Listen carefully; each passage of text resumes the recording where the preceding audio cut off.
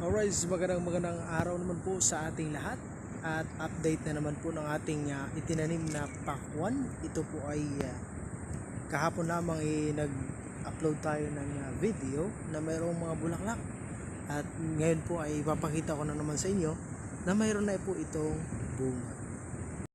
Totoo po na nakakapagod pong magtanim, pero kung nakikita mong ang iyong tanim ay gumaganda at lalo na kung may nakikita ka ng bunga ng iyong pinaghirapan tulad dito,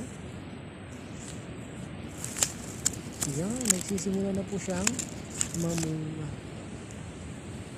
Okay, nakakatuwa po tingnan ang ating mga tanim kapag nagbibigay na sa atin ng unti-unti na pong nagbibigay sa atin ng bunga. Mag-update po ako ulit bukas at kami po ay mag-aabono at magdidilig dahil tuyong-tuyo na po ang ating lupa. Okay, tigang na po, kailangan na pong diligan.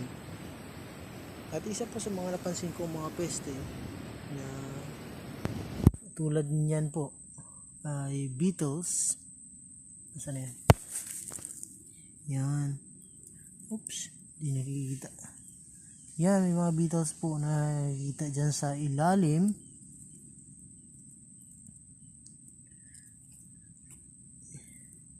Yan po ay kumakain ng mga dahon.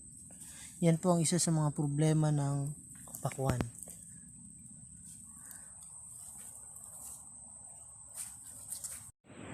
Alright, mag-upload na lang po ako bukas. Abangan nyo po sa atin pong pag-a-apply ng abono at pagdidilig. Thank you for watching.